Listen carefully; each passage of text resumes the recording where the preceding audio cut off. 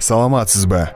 Эгерде биздин каналда биринчи болуп жатсаңыз, подписаться кнопкасын басып, кошулуп коюңуз.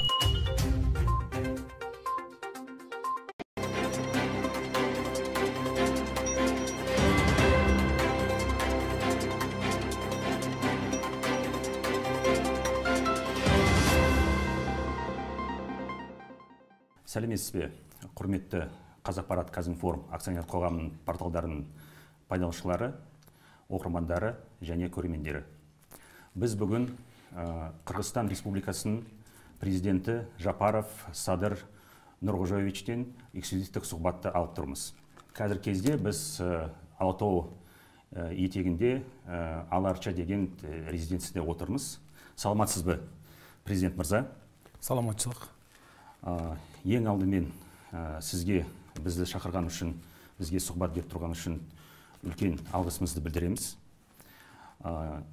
Осы жақында ғана қаңтар айында президенттік сайлау өтті. Сіз жеңдіңіз. Жеңісіңізбен сізді шын жүректен құттықтаймыз. Рахмет. Сонымен бірінші сұрағымыз. Осы сайлау сіз үшін қалай өтті? Сайлау науқанында несімен сіздің есіңізде қалды? Және, мысалы, бір жарты жыл бұрын сіз ойлағансыз ба, мен жарты жылдан кейін Қырғыз елін басқарамын деген? Жақсы сұрау болды. Жарты жыл мұрын эле эмес, мен эгерде честно айтсам, бала кезде эле мен ушу бир атам менен энем дайыма ушу КПСстин съездин көрөт эле. Анан мен өзүм жакын эжем ошо КПССка депутат эле. Верховный Советке депутат эле. Анан ушу КПССтин съезди болгон сайын бизден кетет эле съездге барабыз Москвага деп. Анан атам менен энем кызыгып телевизор көрсө, мен да ушу бала кезимде ушу 4-5 класс окусам керек. Ошо кезде мен да ушу кызыгып ушу телевизор көрөт элем. Анан Брежнев ал убакта, Брежнев сүйлөп атса, мен да ушу Брежневдей болом дечи элем. Мындай эле ушу ичимден өзүм ушундай бир мечтам болот эле да, Брежневдей болом деп. Анан баягы тагдыр экен 2005-жылы, мындан бир 16 жыл мурун депутат болуп шайланып келип калдым парламентке. Ошол күндөн тартып ушу мен ушул коррупция менен күрөшүп, ушу бийликте ал убакта өзүңүздөр билесиздер, бизде коррупция 30 жылдан бери күч алып кеткенде бүгүнкү күнгө чейин. Ошондуктан элибиз 3 жолу төңкөрүш жасады. Бул ошол чиновниктердин коррупцияга малынып кеткени. Анан кийин кедейлер менен байлардын ортосу чоң ажырым болуп калды. Мына ошонун кесепетинен, ошол себептен 3 жолу революция болду бизде. Мындан 8 жыл мурун бизде ушу Кумтөр деген чоң месторождение бар, өзүңүздөр билесиздер, алтын казат, күмүш казат. Ошол месторождениедеги болуп жаткан коррупция боюнча көтөрүп чыгып, Кыргыз мамлекетине бир тыйындык пайдасы жок. Тескерисинче мына биз суу берип жаткан Казакстан, Өзбекстанга суу беребиз, өзүбүз пайдаланабыз. Мөңгүлөрүбүздүн бардыгын талкалап атканын көрүп, өз көзүм менен көрүп. Анан мындай болбойт мындан ары. Муну токтотуубуз керек деп, ушундай бир катуу чыктым ошол мезгилдерде. Бирок ошого карабастан мен ошону аягына чыгарам деп, бирок тилекке каршы чыгара албай, коррупциянын күчөп кеткендигине байланыштуу бизде. Анан мени ошол мезгилде 2012-жылы камап койду. Биринчи жолу. 9 ай жаттым, бирок соттон акталып чыктым. Баягы таза адам катары акталып чыктым. Бирок ошого эле карабай, куугунтугун уланта берди. Бирок мен ошол мезгилде чет өлкөгө чыгып кеттим. Казакстанда жүрдүм, Россияда жүрдүм, Европада жүрдүм. 2017-жылы президенттик шайлоого катышам деп мен кайтадан келдим. Октябрда өзүңүздөр билесиздер, элдик толкундоолор болуп, элдин жардамы менен чыгып келип, анан бийликке олтуруп калдым. Мен бийликке олтуруп калдым деп сүйүнбөйм. 6 ай мурун сиз суроо бербедиңизби? Ошону ойлодуңуз беле президент болуп? Мен ойлоп жүргөм, бирок качандыр бир убакта акыры президент болом деген максатым болгон. Бирок качан экенин мен билбейтин эдим. Бирок ошо президент болуп октябрда келип отуруп калганыма сүйүнгөн жокмун биринчиден. Мен эң биринчиден элде кан төкпөй, тынчтык жолу менен бир айнекти сындыртпай, мародерство кылбай. Анан жана айтып өтпөдүмбү, кедейлер менен байлардын ортосунда бизде чоң ажырым пайда болуп калган. Ошолорду бири-бири менен кагыштырып кетпей, кан төкпөй ушу тынчтыкты сактап калганыма сүйүнөм мен. президент болгоныма сүйүнбөйм, мен тынчтыкты сактап калганга сүйүнөм. Президент болып сайландыңыз. Жақында Ресей Федерациясына сапармен барып келдіңіз. Енді қазір мемлекеттік сапармен Қазақстанға бар жатсыз. Неге таңдауыңыз осы екі мемлекетке түсті және Қазақстанға қандай ұсыныспен бар жатырсыз? Мен президент болып шайлангандан кейін Касым-Жомарт Кемелович биринчилерден болып чыкырды. Шондо сөз бердим. Шондуктан Орто Азия мамлекеттеринин арасында биринчи жолу Казакстанга баратканымдын себебинин бири ошол. Экинчи себеби биз казак-кыргыз бир тууган элбиз, кошуна элбиз. Бизди көп кызыкчылыктар бириктирип турат эки мамлекет ортосунда. Ошондуктан ушул бир тууган эл катары бара жатам. Ал эми биринчи сапарым Орусия мамлекетине болгондугунун себеби бизде баягы тез аранын ичинде протоколдорго ар кандай макулдашууларга кол коюшу уже бүтүп калган, кол коюшуга уже даяр болуп калган документтер болгондугу үчүн ошо тез арада барып келгендигим себеби ошол болуп калды. Эми Кудай буюрса 2-3 мартта Казакстанга сиздерге конокко барайын деп турбуз, официалдуу визит менен. Андан кийин Кудай буюрса Өзбекстан мамлекетине сапарыбыз болот 11-12 мартта. Ошон менен андан кийин Кытай мамлекетине, Түркия мамлекетине дегендей. Биз бардык мамлекеттер менен мамилебизди өтө жогорку деңгээлге жеткизгенге болгон күч аракетибизди жумшашыбыз керек. Биздин саясатыбыз ушул. Сиз багана дурус айттыңыз, казак-кыргыз бир тууган деп. Әрине біз бауырлас мемлекетпіз.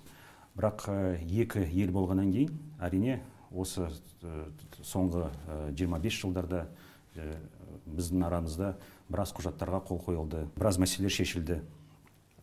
Қазақстан қарым-қатынасында сіз қазір сол сабақтасты ұстанасыз ба? Биздин қазақ менен қырғыз бир тууганбыз. Эгерде қазақ менен қырғызды қатар қойып тұрып, кимиси казак, кимиси кыргыз деп сурасаңыз, дүйнө элдери айырмаланып тааный албайт да. Тандай албайт. Сиз экөөбүздү азыр бир катар коюп туруп, кимиси казак, кимиси кыргыз деп тааныбайтын адамдан сурасаңыз, бөлүп тааный албайт да. Айта албайт кимибиз кыргыз, кимибиз казак экенибизди. Ошондуктан биз казак мамлекети менен макулдашууларда, ар кандай бир келишимдерге кол коюуларда, же болбосо бир ортодо маселелер болуп калганда эч кандай бир талаш маселе жаралмау керек. Анткени биз бир тууган калкпыз. Биз бир күндүк, 2 күндүк өмүр менен жашообуз туура эмес. Анткени биз уже түбөлүктүү мамлекетпиз. Бизди эч ким ажырата албайт. Ошондуктан биз казак мамлекетине барганда ошо макулдашууларга кол коебуз, жанагындай келишимдерге кол коебуз. Эки мамлекеттердин ортосундагы болуп жаткан мамилелерге кол коебуз. Бирок бир чечилбейтин маселе болбоо керек да. Анткени биз бир тууган элбиз. Сонымен сиздин оюңузча қазір Қазақстан Кыргызстан арасында шешілген сұрақтар көп. Шешілмеген сұрақтар бар ма? Чечилбеген да сурактары жок. Бардыгы жакшы, чечилип турат баары. Эми майда чүйдө маселени аны сүйлөшүүлөр жолу менен чечип алабыз. Қазақстан мен Кыргызстан біраз халыкаралык уюмдардын мүшелери. Олардын ичинде эки ири уюм бар.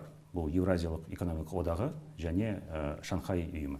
Менің сұрағым, осы екі ұйымның ішінде Қазақстан мен Қырғызстанның көзқарастары қай жерінде ортақ болып тұр? Бізде көп мәселелер бар. Евразесте, ШОСТо, ОДКБ, СНГда.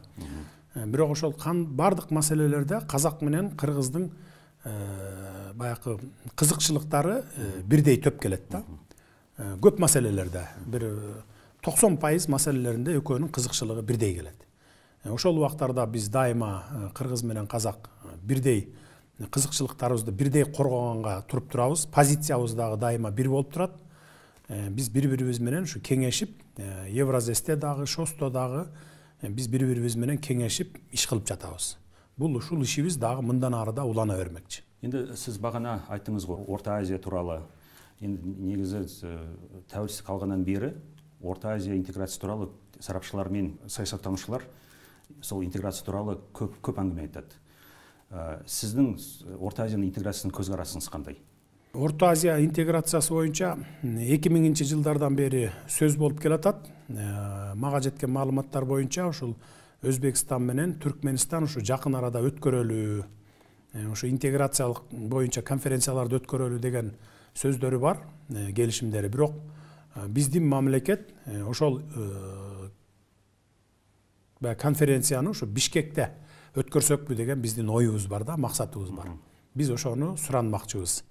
Ошо бизде өткөрөлү деп. Анткени Орто Азия мамлекеттери бири-бири менен дайыма ушул интеграциялык кызматтарда болуу керек, дайыма бири-бири менен байланышып туруу керек. Анткени ошо баары бир болуп турбаса, чачыранды мамлекеттер болуп, ушундай ар кандай бир минустар калып барышы мүмкүн да. Ошондуктан биз дайыма бири-бирибиз менен жакын мамиледе болуп, дайыма ошо бирге болушубуз керек, Орто Азия мамлекеттери. 2005 жылдан бастап Қазақстаннан Қырғызстанға тау-кен саласына, коммуникация саласына, басқа салаларға да шамамен $1 миллиард инвестиция құйылды. Енді біздің кәсіпкерлер Қырғызстанда жұмыс істейді. Екі елдің арасында экономикалық қатынасы бар.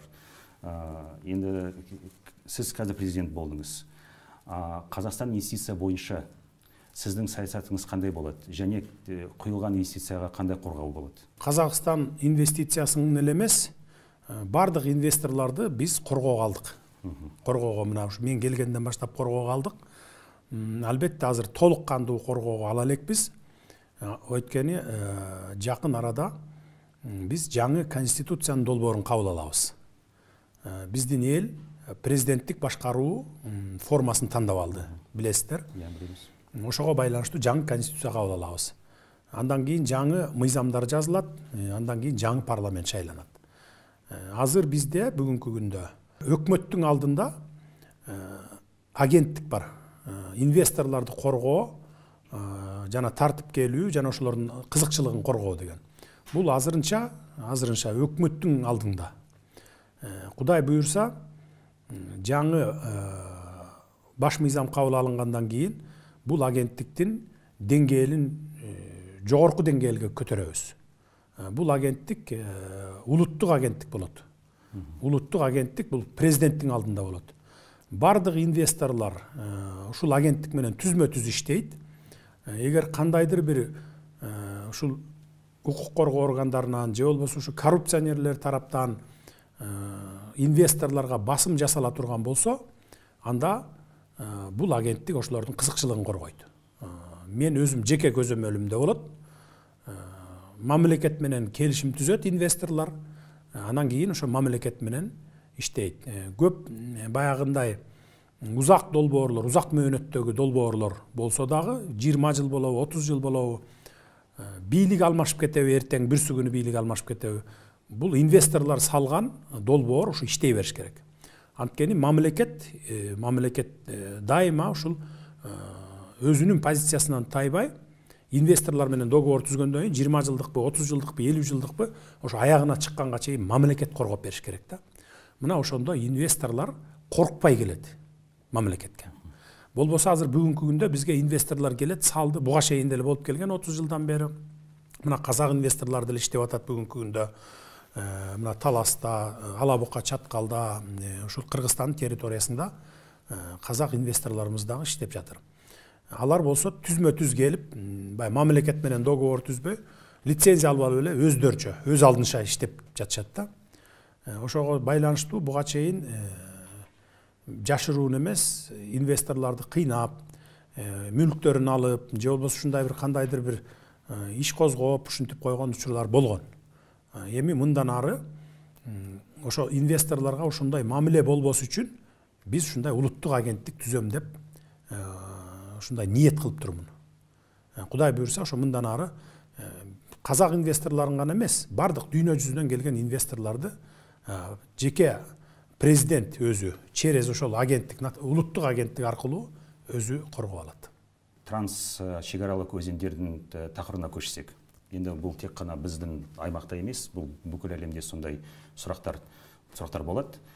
Сіздің көзқарасыңыз қандай? Осы транс шекаралық өзен сұрақтардың қандай жауабын табамыз? Қандай шешетін жолы бар?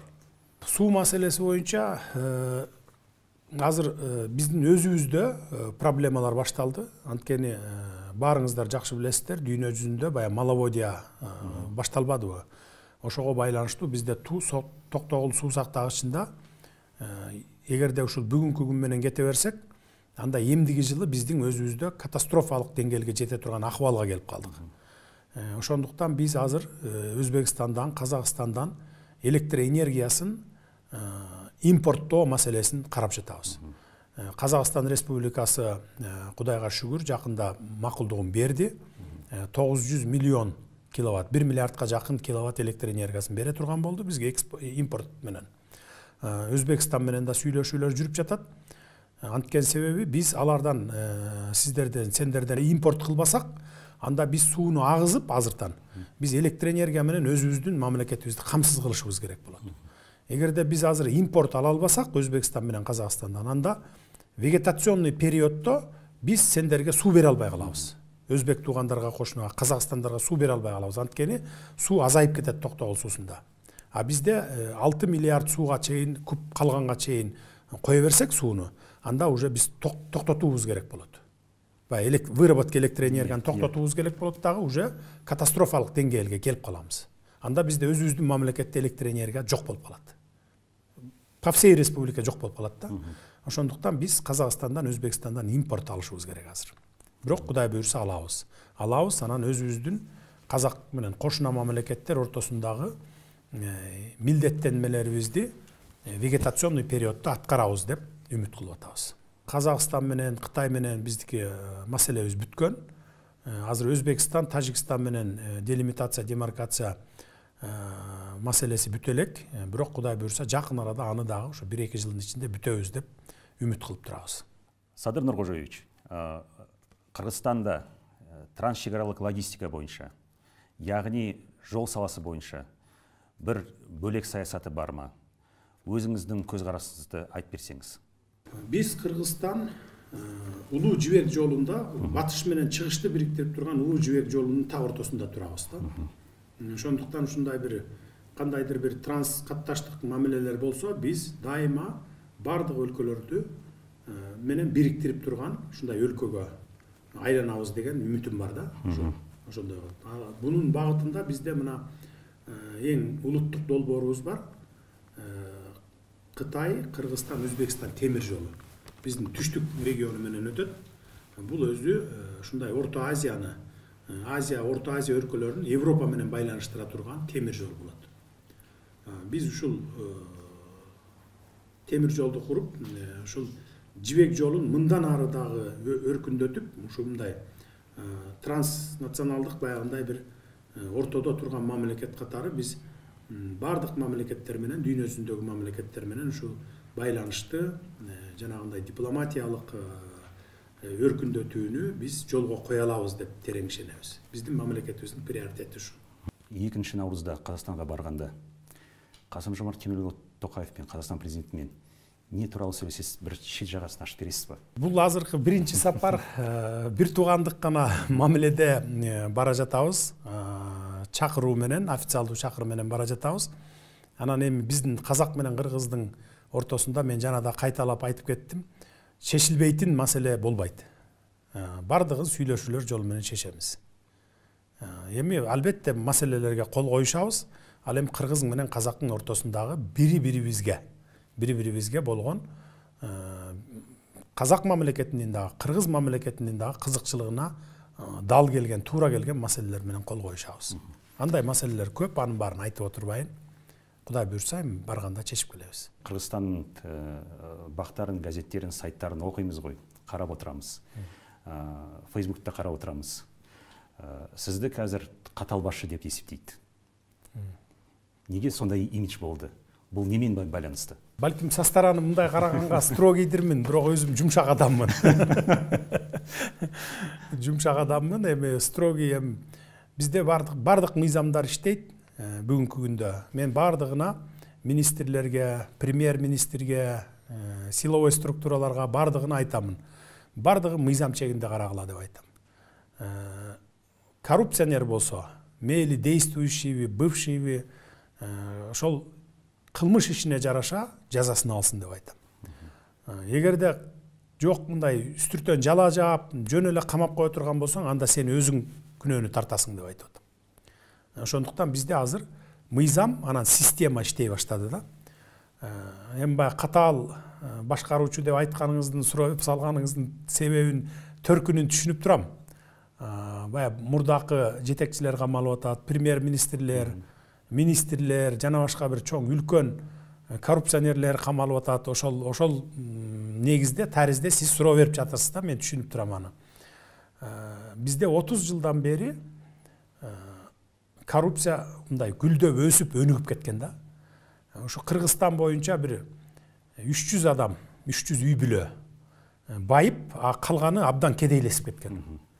Ошондон анан 3-чү революция болду бизде. 3-чү революция болду. Бул биринчи причинасы. Экинчи причинасы бул шайлоолордон келип чыккан. Таза эмес шайлоолордон. Адилетсиз шайлоолордон келип чыккан 3-чү революциянын ушу биз булагын алдык да.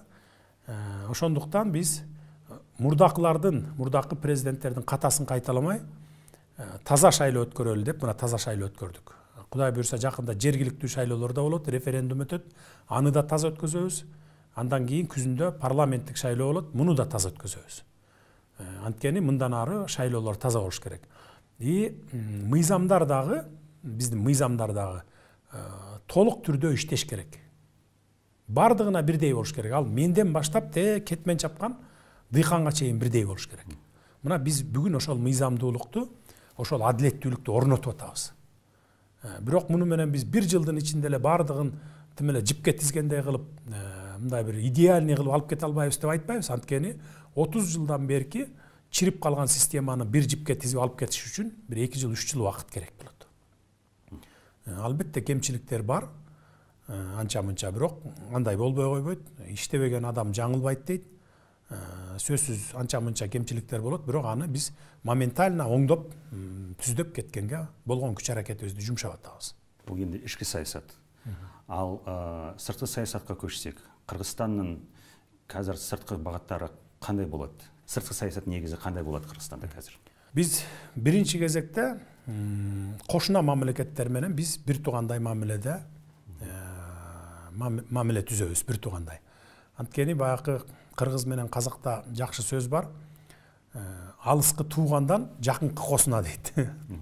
Ансыңарындай ошол жакынкы кошуналар менен биз биринчи кезекте жакшы мамилени түзүшүбүз керек. Анткени биздин жакынкы кошуналар менен круглосуточно жүрүп турган, мындай бир күнү түнү дебей жүрүп турган мамилелерибиз болот. Чек ара катнаштарыбыз болот, элибиз бири-бири менен бизнес кылат, жанагындай карым катнаш болот ошон үчүн. Ал эми калган мамлекеттер менен мисалы Россия менен союздаш мамлекетпиз, стратегиялык партнербуз, алар менен да жакын мамиле кылабыз. Жана башка Европа, Америка, ар кайсы бардык өлкөлөр менен биз тең ата, эки тараптуу кызыкчылыкты эске алып мамиле түзөбүз. Бардык мамлекеттер менен бирдей мамиле түзөбүз. Ал эми кошуналар менен албетте баягы күнүмдүк круглосуточно иштеп турган механизм сыяктуу, баягы адамдын денесинде кан жүгүрүп туратын сыяктуу ошол дайыма жакшы мамиледе түзөбүз. Биздин максатыбыз ушул. Әрине түшүнөм, қазір уақытыңыз жоқ, бос уақытыңыз да жоқ. Сіз енді президент қызметіне кірістіңіз. Бірақ мысалы Қырғыз Республикасының президентінің бос уақыты болғанда, оны қалай өткізеді? Бош уақытым чынын айтсам аябай тар, жоқ. Азыр эле келип пресс-секретарь менен кеңешчимди урушуп атам. Мен аябай мындай насыщный кылып бош убакыт бербей жатасыңар мага деп. Бирок бош убакытым болуп калганда эле мен бассейнге барам азыр. Пока азырынча бассейнге барып атам. Кудай буюрса күн жылып калса футбол ойнойм, анан чоң теннис ойнойм. Бирок бош убакыт аз, абдан аз.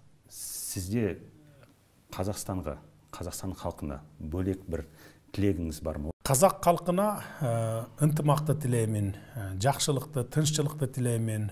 Албетте казак халкы бүгүнкү күндө биз моюнга алышыбыз керек. Бизге караганда бир топ жыл алдыга кеткен мамлекет. Ошол дагында алдыга кете бергенин мен каалаймын. Анткени сендерде болуп турса, сөзсүз түрдө бизде болот Кыргызстанда. Анткени бир тууган калкпыз, эч убакта бири-бирибизди таштаган эмеспиз. Тарых далилдеп турат.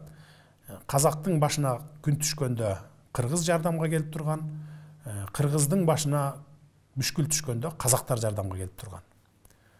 Бул эми тарых өзү эле айтып турат. Мына мисалы 30 жылдарды сендерде ачкачылык болгондо казак бауырдастардын көпчүлүгү бизге ооп келген. Ошондо биз ушул баарын ушу бир чака талканыбыз болсо, жарым чака талканын казак бауырдастарга берип, ачкачылыктан сактап калганбыз. Бизде мисалы менин районумда эле, Киши мекенимде, Түп району деп коет, менде Киши мекеним. 10 чакты казак айылдар бар. Бардыгы только казактар жасайт. Бирок эми ошол 100 жылдан ашып кетти го, эми ошондон бери мынакей ошол биз менен жашап, бир тууган болуп, ушундай аралашып калганбыз. Мына ушундай мезгилдерде бири-бирине, кыйын мезгилдерде жардам берип, бири-бирине ушундай бир бекем туруп берген калк болгонбуз. Ошондуктан казак бауырдастарга Кудайдан тилээрим жакшылык, өнүгүү өсүү, эли журтунда тынчтык болуусун тилейм. Чоң рахмат. Ал курметтүү көрөрмөндөр, осымен Кыргызстан Республикасы президенти Жапаров Садыр Нуркожоевичпен сугбатыбыз битти. Менимче өте кызык болду. Бауырлас элибиздин жагдайы дурус болсун, өмүрлөрү жакшы болсун. Енді сізге, урматтуу президент, чоң рахмат.